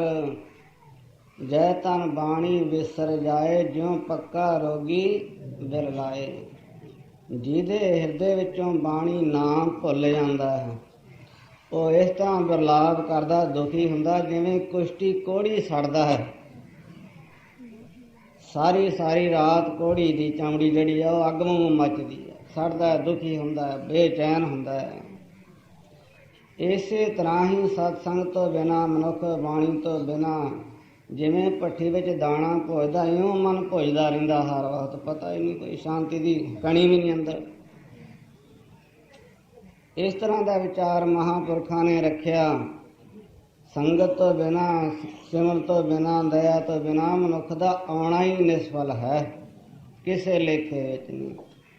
ਇਹ ਗੱਲਾਂ ਰਾਜੇ ਦੇ ਕੰਨਾਂ ਵਿੱਚ ਪੈਂਦੀਆਂ, ਪਰ ਤੀਰ ਵਾਂਗੂ ਹਿਰਦੇ ਵਿੱਚ ਵੱਜਦੀਆਂ। ਤਿਉਂ ਤਿਉਂ ਉਸਦਾ ਮਨ ਪਿਘਲਦਾ ਜਾਂਦਾ, ਮਨ ਬਦਲਦਾ ਜਾਂਦਾ। ਵਿਚਾਰ ਕਰਦਾ ਵੀ ਰਾਣੀ ਆਈ ਤਾਂ ਬਹੁਤ ਚੰਗੀ ਜਗ੍ਹਾ ਹੈ, ਪਰ ਆ ਰਹੀ ਹੈ ਬਿਨਾਂ ਦੱਸੇ ਤੋਂ। ਹਾਂ ਠੀਕ ਹੈ ਜੀ, ਦੱਸ ਕੇ ਹੁਣ ਤਾਂ ਚੰਗਾ ਸੀ, ਪਰ ਇਸ ਤਰ੍ਹਾਂ ਬਿਨਾਂ ਦੱਸੇ ਤੋਂ ਆਉਣਾ, ਇਹਦਾ ਨਤੀਜਾ ਭੈੜਾ ਹੀ ਨਿਕਲ ਸਕਦਾ ਹੈ। ਕੋਈ ਰਸਤੇ ਵਿੱਚ ਇਉਂ ਇਕੱਲੀ ਆਉਂਦਿਆਂ ਹੋਇਆਂ ਕੋਈ ਕਿਸੇ ਕਿਸਮ ਦਾ ਕੋਈ ਬੋਲ ਵਿਗਾੜ, ਕੋਈ ਹੋਰ ਜੋ ਬਦਨਾਮੀ ਦਾ ਕਾਰਨ ਬਣ ਸਕਦਾ ਹੈ। ਇਉਂ ਮਨ ਦੇ ਵਿੱਚ ਵਿਚਾਰ ਕੀਤੀ ਵੀ ਰਾਣੀ ਨੂੰ ਪਤਾ ਲੱਗ ਜਾਣਾ ਚਾਹੀਦਾ ਚੋਰੀ ਜਾਣ ਦਾ। ਜਦ ਸਤਸੰਗ ਦੀ ਸਮਾਪਤੀ ਹੋਣ ਵਾਲੀ ਸੀ, ਰਾਜਾ ਨੇ ਰਾਣੀ ਦੀ ਚੋਰੀ ਫੜਨ ਵਾਸਤੇ ਇੱਕ ਖੜਾਮ ਚੱਕ ਲਈ, ਇੱਕ ਰਹਿਣਕੀ ਚੱਕ ਕੇ ਲੈ ਆਇਆ, ਲਵੇੜ ਕੇ ਰੱਖਤੀ ਅੰਦਰ ਇੱਕ ਜਗ੍ਹਾ। ਸਮਾਪਤੀ ਹੋ ਗਈ ਅਰਦਾਸ ਤੋਂ ਬਾਅਦ, ਜਦ ਸਾਰੇ ਸਤਸੰਗੀ ਆਪ ਆਪਣੇ ਜੋੜੇ ਪਾਉਣ ਲੱਗੇ। ਅੱਜ ਪਹਿਲਾ ਦਿਨ ਹੈ ਕਿਸੇ ਪ੍ਰੇਮੀ ਦਾ, ਸਤਸੰਗੀ ਦਾ ਜੋੜਾ ਚੱਕਿਆ ਜਾਣਾ। ਸੰਗਤ ਵਿੱਚ ਜੋੜਾ ਚੱਕਣਾ ਸਭ ਤੋਂ ਵੱਡਾ ਪਾਪ ਹੈ, ਕਿਸੇ ਸਤਸੰਗ ਦਾ ਜੋੜਾ ਚੱਕਣਾ। ਪਰ ਅੱਜ ਇਹ ਜੋੜਾ ਵੀ ਰਾਣੀ ਦਾ ਚੱਕਿਆ ਗਿਆ, ਇੱਕ ਪੈਰ ਇੱਕ ਪਿਆ। ਜਦ ਰਾਣੀ ਆਪਣੀਆਂ ਖੜਾਵਾਂ ਪਾਉਣ ਲੱਗੀ, ਪਰ ਇੱਕੋ ਹੀ ਖੜਾਮ ਪਈ, ਇੱਕ ਹੈ ਨਹੀਂ। ਹੈਰਾਨੀ ਛਾ ਗਈ ਵੀ ਕੀ ਹੋਇਆ, ਕੌਣ ਲੈ ਗਿਆ? ਜੇ ਕੋਈ ਚੋਰ ਚੱਕਦਾ ਦੋਵੇਂ ਚੱਕਦਾ। ਇਹ ਕੌਤਕ ਦੇਖ ਕੇ ਰਾਣੀ ਦਾ ਮਨ ਕੰਬਣ ਲੱਗ ਪਿਆ ਵੀ ਕਿਤੇ ਇਹੋ ਜਿਹੀ ਗੱਲ ਨਾ ਹੋਵੇ ਵੀ ਰਾਜਾ ਹੀ ਇਹ ਮੇਰਾ ਜੋੜਾ ਕਰਾ ਕੇ ਲੈ ਗਿਆ ਹੋਵੇ, ਮੇਰੀ ਚੋਰੀ ਦਾ ਪਤਾ ਲੱਗ ਗਿਆ ਹੋਵੇ। ਮਨ ਦੇ ਵਿੱਚ ਬਹੁਤ ਤਰ੍ਹਾਂ ਦੇ ਉਤਰਾਅ ਚੜਾ। ਅਖੀਰ ਮਹਾਤਮਾ ਦੇ ਪਾਸ ਜਾ ਕੇ ਚਰਨਾਂ ਤੇ ਸਿਰ ਰੱਖਤਾ, ਕਹਿਣ ਲੱਗੀ, ਮਹਾਂਪੁਰਖੋ ਮੇਰੇ ਕਰਮ ਮਾੜੇ ਆ। ਮੈਂ ਆਉਂਦਾ ਤਾਂ ਸੀ ਸੰਗਤ ਦੇ ਵਿੱਚ, ਪਰ ਮੈਨੂੰ ਪ੍ਰਤੀਤ ਹੁੰਦਾ ਵੀ ਮੇਰੀ ਜਿਹੜੀ ਸੰਗਤ ਵਿੱਚ ਆਉਣ ਦੀ ਚੋਰੀ ਸੀ ਨਾ, ਉਹ ਪ੍ਰਗਟ ਹੋ ਰਹੀ ਹੈ। ਜੇ ਕਿ ਜੋੜਾ ਚੱਕਿਆ ਗਿਆ ਸੰਗਤ ਵਿੱਚੋਂ, ਇੱਕ ਖੜਾਮ ਨਾ ਲੱਭੀ, ਰਾਜਾ ਨੂੰ ਪਤਾ ਲੱਗ ਜਾਣਾ ਇਸ ਗੱਲ ਦਾ, ਤੇ ਪਤਾ ਨਹੀਂ ਕੀ ਦੰਡ ਦੇਵੇਗਾ, ਕੀ ਸਜ਼ਾ ਦੇਵੇਗਾ, ਸੰਗਤ ਵਿੱਚੋਂ ਬੰਦ ਕਰੂਗਾ। ਤੇ ਮਹਾਰਾਜ ਮੇਰਾ ਜੋੜਾ ਮਿਲਣਾ ਚਾਹੀਦਾ ਹੈ, ਕਿਰਪਾ ਕਰੋ, ਮਿਹਰ ਕਰੋ, ਮੇਰੀ ਖੜਾਮ ਲੱਭ ਜਾਵੇ। ਮਹਾਤਮਾ ਨੇ ਸਾਰੀ ਸੰਗਤ ਸਾਦੇ, ਭਾਈ ਕਿਸੇ ਪ੍ਰੇਮੀ ਨੇ ਇਸ ਬੀਬੀ ਦਾ ਜੋੜਾ ਚੱਕਿਆ ਹੋਵੇ ਰਾਣੀ ਦਾ, ਤਾਂ ਦੇ ਦਿਓ, ਕਰਨਾ ਕੀ ਆ ਤੁਸੀਂ? ਸਭ ਨੇ ਹੱਥ ਜੋੜ ਕੇ ਬੇਨਤੀ ਕੀਤੀ, ਮਹਾਰਾਜ ਇਹਦਾ ਅਸੀਂ ਜੋੜਾ ਰਾਣੀ ਦਾ ਕਿਉਂ ਚੱਕਣਾ ਸੀ? ਇਹ ਤਾਂ ਵਿਚਾਰੀ ਬਹੁਤ ਵੱਡੀ ਕੁਰਬਾਨੀ ਕਰਕੇ ਆਉਂਦੀ ਸੰਗਤ ਵਿੱਚ, ਤੇ ਅਸੀਂ ਇਹਦਾ ਜੋੜਾ ਕਿਸੇ ਨੂੰ ਚੱਕਣਾ ਸੀਗਾ। ਪਰ ਕਿਸੇ ਨੇ ਹਾਂ ਨਾ ਕੀਤੀ, ਮੈਂ ਚੱਕਿਆ। ਰਾਣੀ ਹੁਣ ਬੈਠ ਕੇ ਰੋਣ ਲੱਗ ਪਈ ਵੀ ਮੇਰਾ ਸਤਸੰਗ ਛੁੱਟ ਜਾਣਾ, ਇਸ ਜੋੜੇ ਤੋਂ ਹੀ ਸਾਰਾ ਕੰਮ ਵਿਗੜਨਾ। ਮਹਾਤਮਾ ਕਹਿਣ ਲੱਗੇ, ਬੀਬਾ ਰੋ ਨਾ, ਰੋ ਨਾ, ਤੂੰ ਹੌਸਲਾ ਕਰ। ਜੇ ਗੁਰੂ ਨੂੰ ਪਾਉਂਦਾ, ਰੱਬ ਨੂੰ ਪਾਉਂਦਾ ਹੈ ਤੇਰਾ ਸੰਗਤ ਵਿੱਚ ਆਉਣਾ, ਤੇ ਜੋੜਾ ਤੇਰਾ ਪ੍ਰਾਪਤ ਹੋ ਜਾਵੇਗਾ। ਅਰਦਾਸ ਕਰੋ ਸਾਰੀ ਸੰਗਤ ਇਕੱਠੀ ਕਰ ਲਈ, ਕਿਉਂਕਿ ਪ੍ਰਮਾਤਮਾ ਸੰਗਤ ਹੀ ਮੰਨਦਾ ਹੈ। ਕਰਨ ਕਾਰਨ ਸਮਰੱਥ ਹੈ, ਸਾਧ ਸੰਗਤ ਦਾ ਕਰੇ ਕਰਾਇਆ। ਭਰੇ ਭੰਡਾਰ ਦਾ ਤਾਰ ਹੈ, ਸਾਧ ਸੰਗਤ ਦਾ ਦੇ ਦਿਵਾਇਆ। ਸਾਰੀ ਸੰਗਤ ਨੇ ਇਕੱਠੀ ਹੋ ਕੇ ਇੱਕ ਮਨ ਇੱਕ ਚਿੱਤ ਹੋ ਕੇ ਰਾਣੀ ਦੇ ਜੋੜੇ ਵਾਸਤੇ ਅਰਦਾਸ ਕੀਤੀ। ਸੱਚੇ ਪਾਤਸ਼ਾਹ ਐ ਨਿਰੰਕਾਰ ਪਰਿਪੂਰਨ ਆਪਦੇ ਘਰ ਦੀ ਸੇਵਾਦਾਰ ਨਹੀਂ, ਸੇਵਕ ਰਾਣੀ ਦਾ ਜੋੜਾ ਚੱਕਿਆ ਗਿਆ ਤਾਂ ਬਖਸ਼ਿਸ਼ ਕਰੋ, ਕਿਰਪਾ ਕਰੋ, ਇਹਦੀ ਲਾਜ ਰਹਿ ਜਾਵੇ, ਇਹਦੀ ਪੈਜ ਰਹਿ ਜਾਵੇ। ਸੱਚੇ ਪਾਤਸ਼ਾਹ ਇਹਦਾ ਜੋੜਾ ਮਿਲ ਜਾਵੇ। ਇਉਂ ਮਹਾਂਪੁਰਖਾਂ ਨੇ ਇੱਕ ਮਨ ਇੱਕ ਚਿੱਤ ਹੋ ਕੇ ਸਾਰੀ ਸੰਗਤ ਦੇ ਸਮੇਤ ਅਰਦਾਸ ਕਰਾਈ ਤੇ ਸੰਗਤ ਦੀ ਕੀਤੀ ਅਰਦਾਸ ਕਦੇ ਵਿਅਰਥ ਹੀ ਨਹੀਂ ਜਾਂਦੀ, ਉਹ ਪੂਰੀ ਹੁੰਦੀ ਜੇ ਅਰਦਾਸ ਸਹੀ ਤਰੀਕੇ ਨਾਲ ਕੀਤੀ ਜਾਵੇ। ਜਨ ਕੀ ਅਰਦਾਸ ਜੀ ਬਿਰਥਾ ਨਾ ਹੋਵੇ ਕਰੂੰ, ਜਨ ਕੀ ਅਰਦਾਸ ਜੀ ਬਿਰਥਾ ਨਾ ਜਾਵੇ ਕਰੂੰ।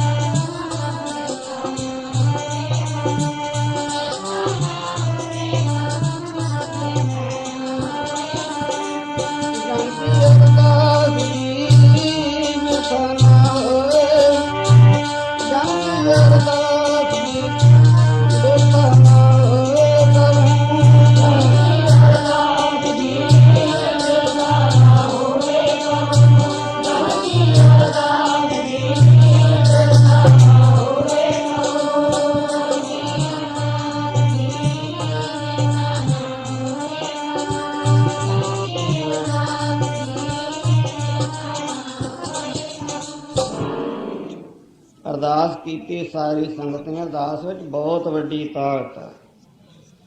ਦੱਸਿਆ ਹੈ ਜਿੱਥੇ ਤੋਪਾਂ ਫੇਲ ਪੈ ਜਾਣ, ਦੁਨੀਆ ਦੀ ਸਾਰੀ ਤਾਕਤ ਫੇਰ ਪੈ ਜਾਵੇ, ਉੱਥੇ ਅਰਦਾਸ ਕੰਮ ਕਰਦੀ ਹੈ। ਪਰ ਅਰਦਾਸ ਕਰਨ ਦੀ ਜੁਗਤੀ ਹੋਣੀ ਚਾਹੀਦੀ ਆ। ਜਿਵੇਂ ਬਿਜਲੀ ਦੀਆਂ ਦੋ ਤਾਰਾਂ ਹੁੰਦੀਆਂ, ਇੱਕ ਠੰਡੀ ਇੱਕ ਗਰਮ, ਜਦ ਦੋਨਾਂ ਦਾ ਕਨੈਕਸ਼ਨ ਜੁੜਦਾ ਤਾਂ ਬਲਬ ਦੇ ਵਿੱਚ ਚਾਨਣਾ ਆਉਂਦਾ ਹੈ, ਤਾਂ ਪੱਖੇ ਚੱਲਦੇ ਹਨ। ਜੇ ਥੋੜ੍ਹਾ ਜਿਹਾ ਫਰਕ ਰਹਿ ਜਾਵੇ, ਕਰੰਟ ਇੱਕ ਦੂਜੇ ਨਾਲ ਕਨੈਕਸ਼ਨ ਨਾ ਮਿਲੇ, ਤਾਂ ਕਦੇ ਪੱਖੇ ਨਹੀਂ ਚੱਲਣਗੇ, ਕਿਸੇ ਬਲਬ ਵਿੱਚ ਟੂਬ ਦੇ ਵਿੱਚ ਆਉਣਾ ਪ੍ਰਕਾਸ਼ ਨਹੀਂ ਹੋਗਾ। ਇਸੇ ਤਰ੍ਹਾਂ ਜਦ ਅਰਦਾਸੀ ਦਾ ਮਨ, ਸੰਗਤ ਦਾ ਮਨ ਪੂਰੇ ਨਿਸ਼ਚੇ ਨਾਲ ਅਰਦਾਸ ਕੀਤੀ ਜਾਵੇ, ਜੋ ਅਸੀਂ ਅਰਦਾਸ ਕਰਦੇ ਹਾਂ ਪੂਰੀ ਜ਼ਰੂਰ ਪਰਮਾਤਮਾ ਕਰੋ, ਇਤਨਾ ਨਿਸ਼ਚਾ ਹੋਣਾ ਚਾਹੀਦਾ।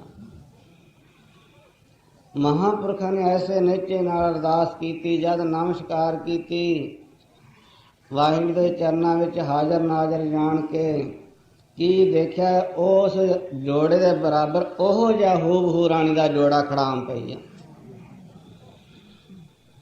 ਸਾਰੀ ਸੰਗਤ ਹੀ ਇਹ ਕੌਤਕ ਦੇਖ ਕੇ ਹੈਰਾਨ ਰਹਿ ਗਈ ਕਿ ਇਹ ਕੀ ਕੌਤਕ ਹੋਇਆ। ਅਰਦਾਸ ਵਿੱਚ ਇਤਨੀ ਵੱਡੀ ਤਾਕਤ ਹੈ, ਕਿੱਥੋਂ ਆ ਗਿਆ ਇਤਨੀ ਛੇਤੀ, ਕਿੰਨੇ ਚੱਕਿਆ, ਕਿਤਨੇ ਆ ਗਿਆ। ਸਭ ਦੇ ਦੇਖਦਿਆਂ ਹੂ ਕੋਈ ਫਰਕ ਹੀ ਨਹੀਂ, ਸਾਰੇ ਚੱਕਰ ਦੇਖਦੇ ਆ, ਫੜ ਦੇਖਦੇ। ਪਹਿਲੀ ਖੜਾਮ ਦੇ ਨਾਲ ਹੀ ਮਿਲਦੀ ਜੁਲਦੀ ਖੜਾਮ।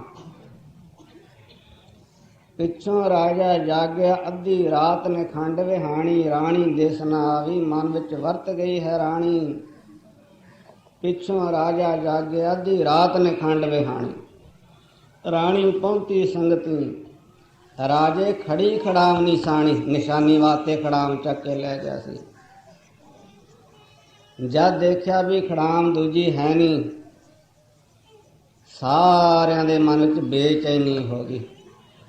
ਇੱਕ ਸਤਸੰਗੀ ਦਾ ਸੰਗਤ ਵਿੱਚੋਂ ਨਾ ਆਉਣਾ, ਵਿਛੜ ਜਾਣਾ, ਸਾਰੇ ਸਤਸੰਗੀਆਂ ਨੂੰ ਬੜਾ ਭਾਰੀ ਦੁੱਖ ਹੁੰਦਾ ਵੀ ਕਿਤੇ ਰਾਣੀ ਦੀ ਸੰਗਤ ਨਾ ਛੁੱਟ ਜਾਵੇ। ਇਹ ਕੌਤਕ ਦੇਖ ਕੇ ਮਨ ਵਿੱਚ ਵਰਤ ਗਈ ਹੈ ਰਾਣੀ। ਸਾਧ ਸੰਗਤ ਆਰਾਧਿਆ। ਜਦ ਸਾਰੀ ਸਾਧ ਸੰਗਤ ਨੇ ਅਰਦਾਸ ਕੀਤੀ, ਬੇਨਤੀ ਕੀਤੀ, ਜੋੜੀ ਜੁੜੀ ਖੜਾਮ ਪ੍ਰਾਣੀ। ਪ੍ਰਾਣੀ ਪਹਿਲੀ ਖੜਾਮ ਵਰਗੀ ਹੂਬ ਹੋ, ਇੱਕ ਰੰਚਕ ਮਾਤਰ ਦਾ ਵੀ ਫਰਕ ਨਹੀਂ। ਸਾਰੀ ਸੰਗਤ ਨੇ ਫੜ ਫੜ ਕੇ ਦੇਖਿਆ, ਕੋਈ ਫਰਕ ਨਹੀਂ। ਸਾਰੇ ਹੈਰਾਨ ਹੋ ਗਏ। ਸੰਗਤ ਦੇ ਉੱਪਰ ਇਤਨਾ ਨੇਚਾ ਵਿਸ਼ਵਾਸ ਆ ਗਿਆ ਸਾਰੀ ਸੰਗਤ ਨੂੰ। ਸਾਰੇ ਹੀ ਧਨ ਹੈ ਸਤਸੰਗ, ਧਨ ਹਨ ਮਹਾਂਪੁਰਖ, ਇਉਂ ਉਚਾਰਨ ਕਰਨ ਲੱਗ ਪਏ। ਤੇ ਭਾਈ ਜੀ ਗੁਰਦਾਸ ਜੀ ਗਵਾਹੀ ਦਿੰਦੇ ਹਨ, ਸਾਧ ਸੰਗਤ ਬੇਟੋਂ ਕੁਰਬਾਨੀ। ਸਾਧ ਸੰਗਤ ਤੋਂ ਬਲਿਹਾਰ ਜਾਈਏ, ਨਾਲੇ ਤਾਂ ਮੁਕਤੀ ਦਿੰਦੀ ਹੈ, ਨਾਲੇ ਇਹੋ ਜਿਹੀਆਂ ਗੱਲਾਂ ਵੀ ਪੂਰੀਆਂ ਕਰਦੀ ਹੈ, ਨਾਲੇ ਤਾਂ ਖੜਾਮ ਵੀ ਮਿਲ ਗਈ, ਦੁਨੀਆ ਦੇ ਵਿੱਚ ਵੀ ਲਾਜ ਰਹਿ ਗਈ, ਪੈਜ ਰਹਿ ਗਈ ਰਾਣੀ ਦੀ, ਨਾਲੇ ਆਪਣੇ ਉਸ ਨੂੰ ਮੁਕਤੀ ਦੀ ਪ੍ਰਾਪਤੀ ਵੀ ਹੋ ਗਈ। ਕਿਉਂ? ਪ੍ਰਮਾਤਮਾ ਗੁਰੂ ਕੀ ਸੰਗਤ ਵਿੱਚ ਲਾਜ ਪੈਜ ਰਹਿ ਜਾਂਦੀ ਹੈ, ਵਾਹਿਗੁਰੂ ਰੱਖਦਾ।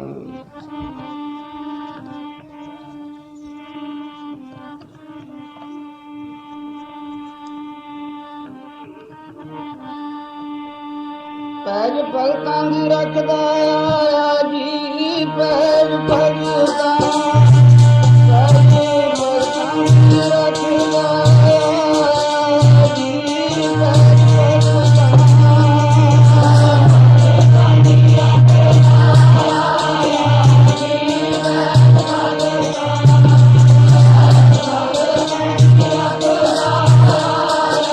ਜੀ,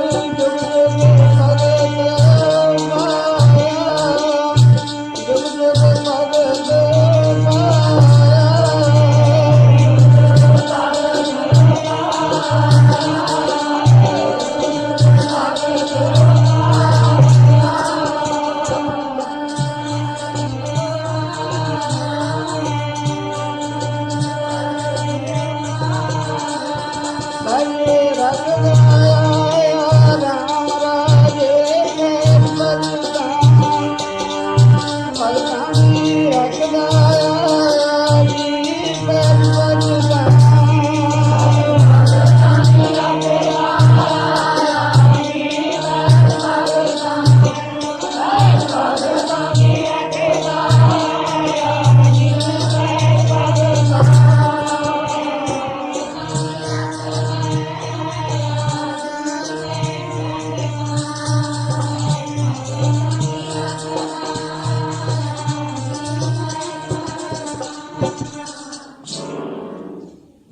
ਵਾਹਿਗੁਰੂ ਆਪਣੇ ਪਿਆਰਿਆਂ ਦੀ ਪੈਜ ਰੱਖਦਾ ਹੈ, ਲਾਜ ਰੱਖਦਾ ਹੈ। ਰਾਣੀ ਦੀ ਲਾਜ ਰਹਿ ਗਈ, ਜਿਉਂ ਕਿ ਤਿਉਂ ਖੜਾਮ ਉਹੋ ਜਿਹੀ ਮਿਲ ਗਈ।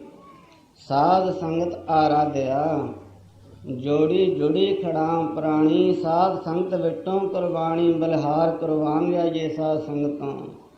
ਸਾਧ ਸੰਗਤ ਦੇ ਵਿੱਚ ਇਹ ਤਾਕਤਾਂ ਹਨ, ਖੜਾਮ ਵੀ ਮਿਲ ਗਈ ਤੇ ਰਾਣੀ ਦੀ ਪੈਜ ਵੀ ਰਹਿ ਗਈ, ਲਾਜ ਵੀ ਰਹਿ ਗਈ, ਮੁਕਤੀ ਵੀ ਹੋ ਗਈ। ਖੜਾਵਾਂ ਪੈਰੀ ਪਾ ਕੇ ਰਾਣੀ ਬੜੇ ਹੌਸਲੇ ਨਾਲ ਸਾਰਾ ਡਰ ਪੈ ਦੂਰ ਹੋ ਗਿਆ। ਠੁਮ ਠੁਮ ਕਰਦੀ ਆ ਗਈ, ਉਸੇ ਤਰ੍ਹਾਂ ਚੁੱਪ ਕਰਕੇ ਆਪਣੇ ਬੈਡ ਬਿਸਤਰੇ ਤੇ ਬੈਠ ਕੇ ਪੈ ਗਈ। ਰਾਣੀ ਉੱਠੀ, ਕੰਮਕਾਰ ਕਰਨ ਲੱਗ ਪਈ, ਰਾਜਾ ਵੀ ਜਾਗ ਪਿਆ। ਕੀ ਦੇਖਿਆ ਰਾਣੀ ਦੀਆਂ ਖੜਾਵਾਂ ਜਿਉਂ ਕੀ ਤਿਉਂ ਦੋਨੋਂ ਪਈਆਂ। ਇਹ ਕੁਛ ਦੇਖ ਕੇ ਰਾਜੇ ਦੇ ਮਨ ਵਿੱਚ ਘਬਰਾਹਟ ਪੈਦਾ ਹੋਈ ਵੀ ਇਹ ਕੀ ਖੇਡ। ਇੱਕ ਖੜਾਵਾਂ ਤਾਂ ਮੈਂ ਚੱਕ ਕੇ ਲਿਆਂਦੀ ਸੀ, ਉਹ ਲੁਕੋ ਕੇ ਰੱਖੀ ਹੋਈ ਹੈ, ਇਹ ਦੋਵੇਂ ਖੜਾਵਾਂ ਕਿੱਥੋਂ ਲੈ ਆਈ। ਗਿਆ ਅੰਦਰ ਜਿੱਥੇ ਲੁਕੋ ਕੇ ਰੱਖੀ ਸੀ ਉੱਥੇ ਵੀ ਉਹ ਖੜਾਮ ਪਈ ਤੇ ਇੱਧਰ ਵੀ ਦੋਵੇਂ ਖੜਾਵਾਂ ਦਾ ਜੋੜਾ ਇੱਕੋ ਜਿਹਾ ਹੀ। ਹੈਰਾਨ ਰਹਿ ਗਿਆ, ਅਕਲ ਨਹੀਂ ਕੰਮ ਕਰਦੀ। ਰਾਜੇ ਦਾ ਦਿਮਾਗ ਚਕਰਾ ਗਿਆ ਕਿ ਕੀ ਕੌਤਕ ਕੀ ਖੇਡ ਵੀ ਇਹਦੇ ਨਾਲ ਤਾਂ ਖੜਾਮ ਕਿਤੇ ਬਣ ਨਹੀਂ ਸਕਦੀ। ਬਾਹਰਲੇ ਕਿਸੇ ਦੇਸ਼ ਵਿੱਚੋਂ ਇਹ ਖੜਾਮ ਆਈ ਹੋਈ ਸੀ, ਬੜਾ ਕੀਮਤੀ ਜੋੜਾ ਸੀ, ਕਿੱਥੋਂ ਇਸ ਨੂੰ ਮਿਲ ਗਿਆ, ਕਿਵੇਂ ਮਿਲ ਗਿਆ। ਕਹਿਣ ਲੱਗਾ ਰਾਣੀ ਸੱਚ ਦੱਸ ਵੀ ਆਹ ਦੇ ਖੜਾਮ ਤੇਰੀ ਮੈਂ ਰਾਤ ਨੂੰ ਤੇਰੀ ਚੋਰੀ ਫੜਨ ਵਾਸਤੇ ਚਰਾ ਕੇ ਲਿਆਂਦੀ, ਲੁਕੋ ਕੇ ਰੱਖੀ ਹੋਈ ਸੀ। ਪਰ ਆਹ ਜਿਹੜੀ ਤੇਰੀ ਖੜਾਮ ਹੈ ਬਿਲਕੁਲ ਕੋਈ ਭੇਦ ਨਹੀਂ, ਫਰਕ ਨਹੀਂ, ਰੰਚਕ ਮਾਤਰ ਵੀ ਇੱਕੋ ਜੀ ਹੈ। ਦੱਸ ਮਿਲੀ ਕਿੱਥੋਂ, ਕਿਵੇਂ ਲਿਆਂਦੀ। ਉਹ ਕਹਿਣ ਲੱਗੀ ਰਾਜਨ ਤੁਸੀਂ ਸੰਗਤ ਤੋਂ ਅਣਜਾਣ ਹੋ, ਤੁਹਾਨੂੰ ਸੰਗਤ ਦਾ ਪਤਾ ਨਹੀਂ। ਇਹ ਸਾਰੀ ਸਤਸੰਗ ਦੀ ਮਹਿਮਾ ਹੈ, ਸਤਸੰਗ ਦੀ ਵਡਿਆਈ ਹੈ।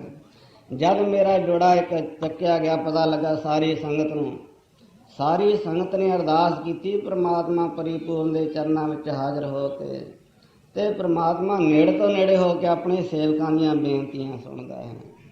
ਮੇਰੇ ਵਾਹਿਗੁਰੂ ਨੇ ਮੇਰੀ ਲਾਜ ਰੱਖਣ ਵਾਸਤੇ, ਰਾਜਨ ਤੁਸੀਂ ਤਾਂ ਕੀਤਾ ਸੀ ਨਾ ਧੋਖਾ ਮੇਰੀ ਚੋਰੀ, ਪਰ ਵਾਹਿਗੁਰੂ ਨੇ ਮੇਰੀ ਲਾਜ ਰੱਖੀ। ਦੇਖੋ ਕੋਈ ਹੈ ਫਰਕ। ਇਹ ਸਤਸੰਗ ਦੀ ਵਡਿਆਈ ਹੈ। ਤੁਸੀਂ ਵੀ ਭਲਾ ਚਾਹੁੰਦੇ ਹੋ ਆਪਣਾ ਤਾਂ ਸਤਸੰਗ ਕਰਿਆ ਕਰੋ, ਮੇਰੇ ਨਾਲ ਚੱਲਿਆ ਕਰੋ। ਇਹ ਕੁਛ ਕੌਤਕ ਦੇਖ ਕੇ ਰਾਜਾ ਖੁਦ ਵੀ ਹੁਣ ਰਾਣੀ ਦੇ ਨਾਲ ਸੰਗਤ ਵਿੱਚ ਜਾਣ ਲੱਗ ਪਏ। ਦੇਖ ਐ ਰਾਣੀ ਨੇ ਆਪਣੇ ਪਰਿਵਾਰ ਨੂੰ ਸੁਧਾਰ ਲਿਆ, ਰਾਜੇ ਦੀਆਂ ਹੋਰ ਰਾਣੀਆਂ ਵੀ ਨਾਲ ਜਾਣ ਲੱਗ ਪਈਆਂ। ਇਸ ਤਰ੍ਹਾਂ ਸਾਰਾ ਪਰਿਵਾਰ ਹੌਲੀ ਹੌਲੀ ਰਾਜ ਮਹਿਲਾਂ ਵਿੱਚ ਇੱਕ ਮੰਦਿਰ ਬਣਾ ਲਿਆ, ਉਹਦੇ ਵਿੱਚ ਮਹਾਤਮਾ ਟਿਕਾ ਲਿਆ, ਕਥਾ ਵਾਰਤਾ ਰੋਜ਼ ਮਹਿਲਾਂ ਵਿੱਚ ਹੋਣ ਲੱਗ ਪਈ।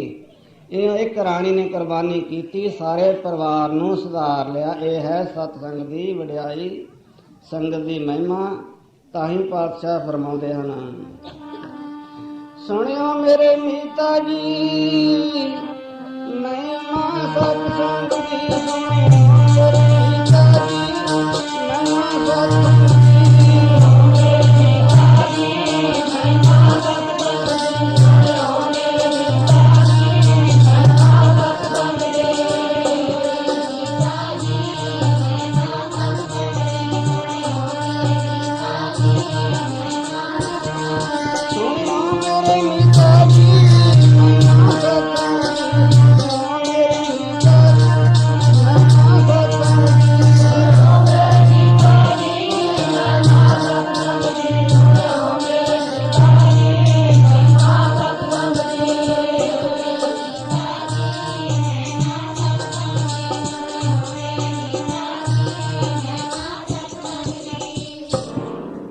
ਪਿੰਗਲ ਪਰਬਤ ਪਾਰ ਪਰੇ ਖਲ ਚਤਰਵ ਕੀਤਾ, ਅੰਦਲੇ ਤਰਪਣ ਸੂਝਿਆ ਗੁਰ ਭੇਟ ਪੁਨੀਤਾ।